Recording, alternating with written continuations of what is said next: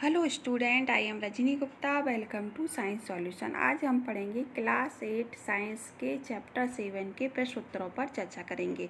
इसके पहले वाले वीडियो में मैंने इस चैप्टर को समझाया है, तो आप प्ले लिस्ट में जाकर उस वीडियो को देखें, जिससे ये क्वेश्चन आंसर भी आपको बहुत अच्छी तरीके से समझ में आएंगे। पहला प्रश्न है कि रिक्त स्थानों की पूर्ति करना है। तो रिक्त स्थान में पहला प्रश्न है, वह क्षेत्र जिसमें जंतु प्राकृतिक आवास में संरक्षित होते हैं। तो वह क्षेत्र जिसे प्राकृतिक आवास में, तो वो क्या कहलाता है? अभयारण्य, जिसे अपन सेंचुरी कहते हैं। किसी विशेष क्षेत्र में विशेष में पाए जाने वाली स्पेसीज को विशेष क्षेत्रीय स्पेसीज कहते हैं। प्रवासी पक्षी सुदूर क्षेत्रों से जलवायु परिवर्तन के कारण पलायन करते हैं, मतलब जहाँ वो रहते हैं वहाँ सर्दी अधिक हो जाने के कारण अन्य क्षेत्रों में आते हैं। अब आते हैं प्रश्न नंबर 2 पर। निम्नलिखित में अंतर स्पष्ट करना। वन प्राणी उद्यान और जैव मंडल आरक्षित क्षेत्र। तो वन प्राणी उद्यान में क्या, तो वनों की तरह कुछ ऐसे भी क्षेत्र हैं जहाँ वन प्राणी मतलब जंतुओं को संरक्षित मतलब सुरक्षित रखते हैं, वन प्राणी उद्यान कहलाते हैं। इसमें क्या होता है, जैव मंडली में इसमें वन पौधे और जंतु सभी का रहता है और आदिवासी पारंपरिक ढंग से जीवनयापन के लिए है। उस क्षेत्र के आदिवासियों के लिए पारंपरिक ढंग से जीवनयापन के लिए है। अब चिड़ियाघर और सेंचुरी में, चिड़ियाघर में क्या होता है, पक्षी एक जेल में बंद रहते हैं ना, और इसमें खुले में रहते हैं। दोनों में अंतर अपन पढ़ते हैं। मानव द्वारा निर्मित एक कृत्रिम आवास है जिस भिन्न प्रकार के जीव जंतु को रखा जाता है, चिड़ियाघर कहता है। वह स्थान जहाँ जंतु उनके आवास किसी भी प्रकार के विक्षोभ से पूरी तरह से सुरक्षित रहते हैं। चिड़ियाघर में वन प्राणी अपनी इच्छा से भ्रमण नहीं कर सकते हैं ना, क्योंकि पिंजरों में कैद रहते हैं। यहाँ जी अपनी इच्छा से भ्रमण कर सकते हैं, इसमें किसी प्रकार की कैद नहीं होती। चिड़ियाघर में वन प्राणियों के लिए अधिक आरामदायक स्थान नहीं है, बल्कि ये कैसा स्थान है, वन प्राणियों के लिए आरामदायक एक सुरक्षित आवास है। तो चिड़ियाघर और सेंचुरी, और यही अंतर ऐसे भी, चिड़ियाघर और राष्ट्रीय उद्यान में क्या अंतर, तो चिड़ियाघर राष्ट्रीय उद्यान में भी यही अंतर होगा। फिर आता है संकटापन स्पेसीज और विलुप्त स्पेसीज में अंतर। तो वह स्पेसीज जो विलुप्त होने की कगार पर, संकटापन विलुप्त होने मतलब नष्ट होने की, मतलब इनकी जो संख्या जितनी होनी चाहिए पर उतनी नहीं है, जैसे सफ़ेद चीता, शेर, हाथी, जंगली भैंस। और विलुप्त मतलब जो पूरी तरह से विलुप्त हो चुकी हैं, जैसे डायनासोर। वनस्पति जात और प्राणी जात में अंतर। तो किसी विशेष क्षेत्र में पाए जाने वाले पेड़ पौधों को वनस्पति जात कहते हैं, और किसी विशेष क्षेत्र में पाए जाने वाले जीव जंतुओं को हम प्राणी जात कहते हैं। वनमूलन पर निम्न पर क्या प्रभाव पड़ता है? तो अभी अपन ने पढ़ा था, वनमूलन मतलब जंगलों का कटना। अब जंगलों के कटने से सब पे प्रभाव पड़ेगा। तो सबसे पहले अपन पढ़ेंगे कि वनमूलन से लगातार वन क्षेत्र समाप्त हो रहे हैं, जिससे वन प्राणियों का आवास क्षेत्र भी समाप्त होता जा रहा है ना। जैसे बहुत से पेड़ पौधे, जो बहुत से जो जीव जंतु पेड़ पौधों पर रहते हैं, पेड़ पौधे कट जाएंगे तो उनका जो रहने का स्थान है वो भी चला जाएगा। तो जिससे क्या प्राणी क्या हो जाएंगे, मर जाएंगे, और अन्य किसी दूसरे वन क्षेत्र की तरफ दौड़ते, जिससे उस क्षेत्र के जीवों पर भी प्रभाव पड़ता है। इस प्रकार वनमूलन पर का सबसे अधिक प्रभाव वन जीवों पर पड़ता है ना। फिर पर्यावरण पे क्या प्रभाव, पर्यावरण पे भी यही प्रभाव पड़ेगा। पर्यावरण पे प्राणी जगत वनस्पति जगत दोनों आपस में पर्यावरणीय साधनों के भी संतुलन बनाए रखते हैं। यदि वन जिन्हें पर्यावरण के फेफड़े करते हैं काट दिए जाएंगे, तो पर्यावरण में क्या होगा, प्रदूषण और असंतुलन फैल जाएगा और संपूर्ण जीव जगत को प्रभावित करेगा। वन काटने से CO2 की अधिक मात्रा के कारण ग्रीन हाउस प्रभाव भी पर्यावरण को प्रभावित करेगा, और वन काटने पर वर्षा दर भी घटेगी, क्योंकि वाटर साइकिल प्रभावित होगा तो पानी भी कम बरसेगा, तो वन भी प्रभावित होंगे। अब गांव में क्या प्रभाव पड़ेगा, गांव में भी यही प्रभाव पड़ेगा। अगर पेड़ पौधे कट जाते हैं तो वे ग्रामीण लोग जो जिनके गांव वनों के समीप है, अपनी जीविका के लिए दैनिक जरूरतों के लिए वनों पर ही निर्भर हैं। यदि वन काट दिए गए तो इन लोगों का जो जीवन अधिक प्रभावित होगा। वन काटने पर पहले प्रदूषण और असंतुलन ग्रामीण और शहरी दोनों क्षेत्रों को प्रभावित करता है। मतलब प्रदूषण तो बढ़ेगा ही बढ़ेगा, अगर पेड़ पौधे कटे प्रदूषण बढ़ेगा, CO2 की मात्रा बढ़ेगी, मृदा अपरदन बढ़ेगा, पानी की समस्या बढ़ेगी। तो ये क्षेत्र सबके लिए प्रभावित करते। बस इनको थोड़ा घुमा दिया। आप शहरी क्षेत्र में भी यही होगा। शहरी क्षेत्र में चलने वाले उद्योगों, फैक्ट्रियों में वनों से प्राप्त कई प्रकार के कच्चे पदार्थों का उपयोग किया जाता था। यदि वन समाप्त हो जाएंगे तो शहरों में जो औद्योगिकरण है, जो काम हो रहा है लकड़ी का, वो भी ख़त्म हो जाएगा। और जो बहुत से ऐसे कच्चे पदार्थ अपन को पेड़ पौधों से प्राप्त होते हैं, जिनसे अपन को सामान बनता है, तो वो औद्योगिकरण प्रभावित होगा। साथ ही वनमूलन के कारण जो धुआं जो वायु प्रदूषण ग्रीन हाउस प्रभावी शहरी क्षेत्रों को बहुत अधिक प्रभावित करेगा। पृथ्वी पर क्या प्रभाव पड़ेगा? पृथ्वी पर भी वही प्रभाव पड़ेगा, CO2 की मात्रा बढ़ जाएगी। बस CO2 O2 के भी संतुलन जो बनाए रखते हैं पेड़ पौधे, CO2 की मात्रा को बढ़ने नहीं देते।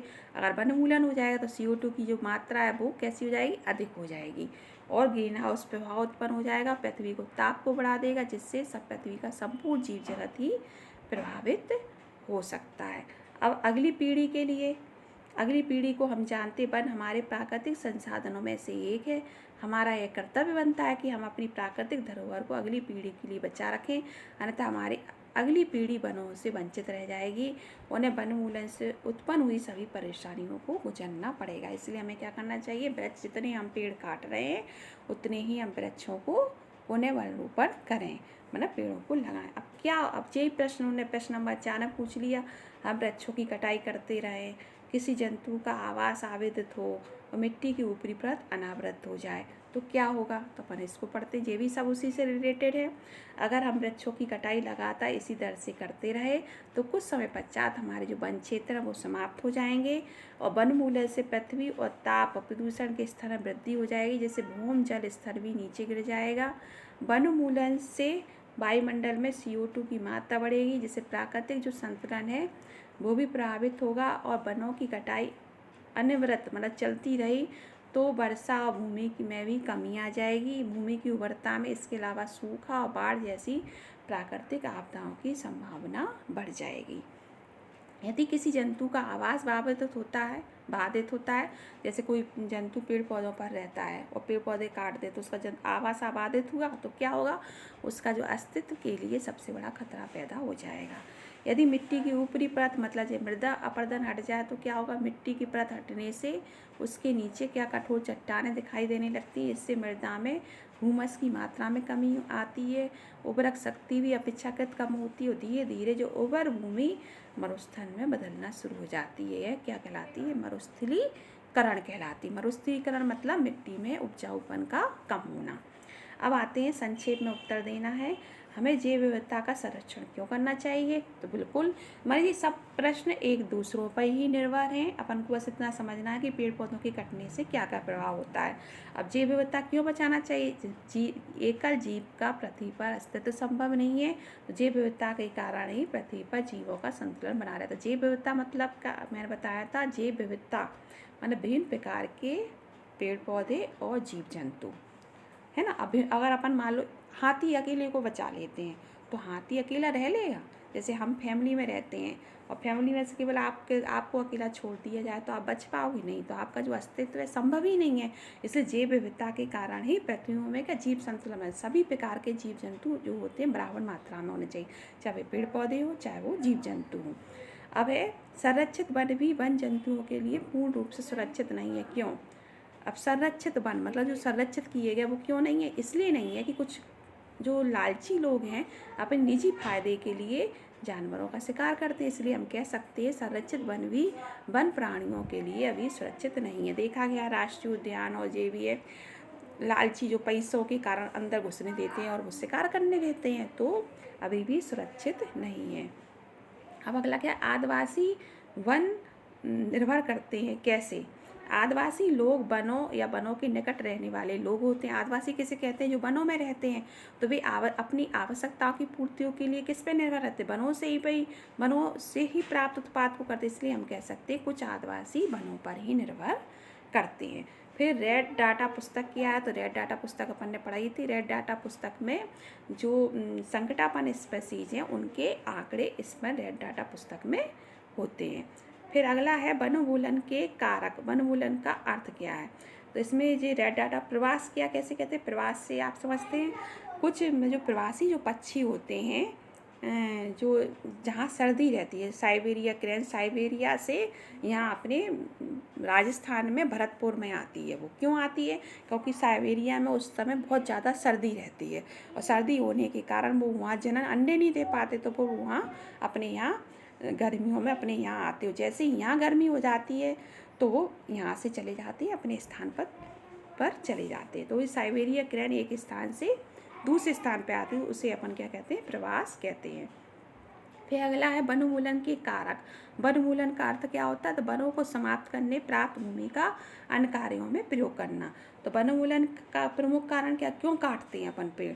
इसलिए काटते हैं कृषि के लिए भूमि प्राप्त हो, घरों कारखानों का निर्माण हो, फर्नीचर बनाते समय लकड़ी का ईंधन के रूप में प्रयोग हो। वनोन्मूलन का प्रभाव क्या है? वनोन्मूलन का प्रभाव क्या है? पृथ्वी का ताप बढ़ जाएगा, भूमजल स्तर नीचे गिर जाएगा, प्रदूषण के स्तर में वृद्धि होगी और भूमि की उर्वरता में कमी आएगी। इस कारण बाढ़ और सूखे जैसी प्राकृतिक संभावनाओं को बढ़ जाती है। ठीक। अब है रेड डाटा पुस्तक। तो रेड डाटा पुस्तक ये पढ़ने, तो मतलब ये जो है ना, 5वां प्रश्न शायद इसमें नहीं है ना। ये इसके बाद गा के बाद घा वाला वही होगा, वनोन्मूलन से क्या प्रभाव होगा और वनोन्मूलन हम पेड़ों को क्यों काटते हैं। तो जी उस प्रश्न आप किताब से देख लेना, उत्तर तो इसमें दिए ही है, ये वाला घा। इसका प्रश्न नहीं दिया है, ठीक है ना, देना भूल गई। अब आते हैं अपन रेड डाटा पुस्तक पर। तो रेड डाटा पुस्तक वह है जिसमें संकटापन स्पेसीज का रिकॉर्ड रखा जाता है। पौधे और जंतुओं और अन्य स्पेसीज के लिए अलग अलग रेड डाटा पुस्तक में, पौधों की अलग है और जंतुओं की अलग है। प्रयास वह घटना है जिसमें किसी स्पेसीज को अपने आवास से किसी अन्य आवास में हर वर्ष की विशेष अवधि के विशेष प्रजनन हेतु चलन होता है। फिर प्रश्न नंबर 6, फैक्ट्री और आवास की मांग की आपूर्ति होती वनों की अनवरत कटाई हो रही, क्या इन परियोजनाओं के लिए वृक्षों की कटाई न्यायसंगत है? इस पर चर्चा कीजिए, संक्षिप्त रिपोर्ट तैयार कीजिए। तो फैक्ट्री और आवास की मांग की आपूर्ति के वनों की अनवरत कटाई हो रही है, न्यायसंगत नहीं है, क्योंकि वन हमारी अनमोल धरोहर है, हमारे मुख्य प्राकृतिक संसाधनों में से एक है, इसलिए हमें इन्हें संरक्षित रखना चाहिए। हम जानते हैं कि वन हमारे लिए बहुत आवश्यक हैं, वर्षा लाने में सहायक हैं, वायु में O2 और CO2 के भी जो संतुलन बनता है वो वन के कारण ही होता है, इसलिए वन को बचा कर रखें। यदि किसी कारणवश हम वनों की कटाई भी करनी पड़े तो हम क्या करें? पुनः वन रोपण करें।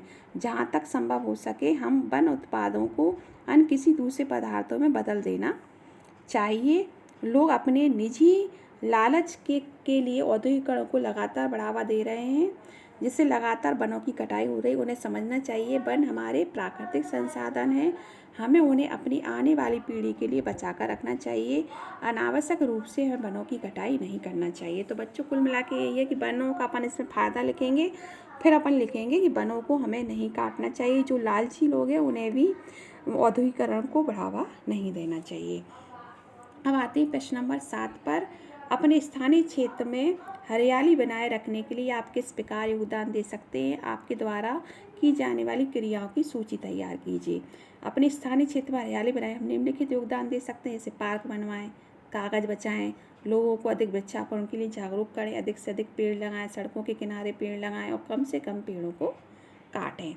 अब आता है प्रश्न नंबर 8, वनोन्मूलन से वर्षा दर किस प्रकार कम होती है, समझाइए। तो अगर हम पेड़ पौधे काटते हैं तो CO2 की मात्रा बढ़ती है। CO2 की मात्रा से पृथ्वी द्वारा जो उत्सर्जित ऊष्मीय विकिरणों को अवशोषित कर लेती है, जिससे क्या ग्लोबल वार्मिंग होता है। CO2 की मात्रा का अधिक होना क्या होता है? ग्लोबल वार्मिंग, जैसे पृथ्वी के ताप में वृद्धि के कारण तो क्या होता है, जैसे ताप में वृद्धि होती है तो वाटर चक्र जो होता है वो उसका संतुलन बिगड़ जाता है, जिससे वर्षा दर में क्या आती है? कमी आ जाती है। फिर अगला है प्रश्न नंबर 9, अपने राज्य के राष्ट्रीय उद्यानों के विषय में सूचना एकत्रित कीजिए और भारत के रेखा मानचित्र पर उसकी स्थिति दर्शाइए। तो अपने राज्य के राष्ट्रीय उद्यानों के बारे में अपन लिख सकते हैं, अपने मध्य प्रदेश में कौन कौन से राष्ट्रीय उद्यान उनका नाम लिखना है और उसकी स्थिति आपको करनी है। प्रश्न नंबर 10 पर आते हैं, हमें कागज़ की बचत क्यों करना चाहिए। तो हमने पढ़ा था कि हमें कागज़ की बचत वनों को बचाने के लिए करना चाहिए। 1 टन कागज़ बनाने के लिए 17 वृक्षों की आवश्यकता पड़ती है। अगर कागज़ की हम बचत करेंगे तो कागज़ की बचत के साथ साथ वनों के साथ साथ हानिकारक रासायनिक पदार्थ और जल और ऊर्जा जो इसको बनाने में प्रयुक्त होती है उसकी भी बचत होगी। तो निम्नलिखित कार्यों के द्वारा कागज़ की बचत की जा सकती है। सबसे पहले पुनर्चक्रण या पुनः प्रयोग करें, मितव्ययता से प्रयोग करें। मितव्ययता से मतलब जितनी ज़रूरत है उतना प्रयोग करें और जन जागरूकता अभियान चलाएं। ये पेड़ पौधे लगाएं, ये अपन अभियान चला सकते हैं और कागज़ का कम से कम जितना अपन को ज़रूरत है उतनी प्रयोग करें। अब आते हैं प्रश्न नंबर 11 पर। दिए गए शब्द को पूरा करना है। ठीक है, ऊपर से नीचे की ओर। विलुप्त स्पीशीज की सूचना वाली पुस्तक तो अपन ने पढ़ाई है। रेड डाटा पुस्तक। पौधे, जंतु, सूक्ष्म जीवों की किस्में, विभिन्नताएं किसमें पढ़ाई है अपन ने? जैव विविधता में। पृथ्वी का वह भाग जिसमें सजीव पाए जाते हैं, विलुप्त हुई स्पीशीज और एक विशिष्ट आवास में पाई जाने वाली।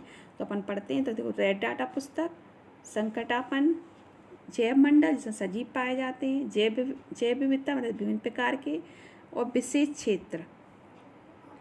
तो अपन अभी इसका और बता दें। पृथ्वी का वह भाग, जैव मंडल, और विलुप्त हुई स्पीशीज, संकटापन, और विशिष्ट आवास में पाई जाने वाली स्पीशीज, विशेष स्पीशीज। तो ये हो गए, आप चैप्टर पूरा हो गया। तो ये आपको समझ में आ गया होगा।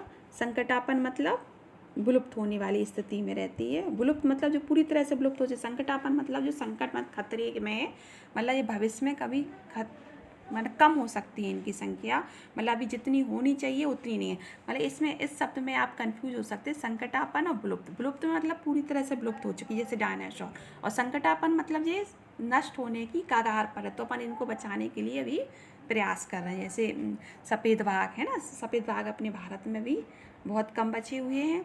बारहसिंघा, ठीक है ना। तो ये है। और जैव मंडल, जैसे जैव मंडल, ये शब्द थोड़ा कंफ्यूज करेगा। जैव मंडल का अर्थ है जिसमें पूरे सजीव पाए जाते हैं। और जैव विविधता, विविधता का अर्थ विभिन्न प्रकार के जीव जंतु, है ना, विभिन्न प्रकार के पौधे और विभिन्न प्रकार के जीव जंतुओं को अपन जैव विविधता कहते हैं। और विशेष क्षेत्रीय मतलब जैसे विशेष क्षेत्र में विशेष स्पीशीज पाई जाती है, जैसे विशाल गिलहरी। और रेड डाटा में पौधों की अलग रेड डाटा पुस्तक होती है और जीव जंतुओं की अलग होती है। तो बच्चों, ये चैप्टर पूरा हो गया, आपको समझ में आ गया होगा। अगर यहाँ कहीं भी कोई भी टॉपिक या कोई भी प्रश्न आपको समझ में नहीं आया, उसे कमेंट सेक्शन में लिखना। मैं सभी के प्रश्नों को उत्तर देने की पूरी कोशिश करूँगी। घर पर रहें, सुरक्षित रहें। नेक्स्ट वीडियो में मिलते हैं। Good bye.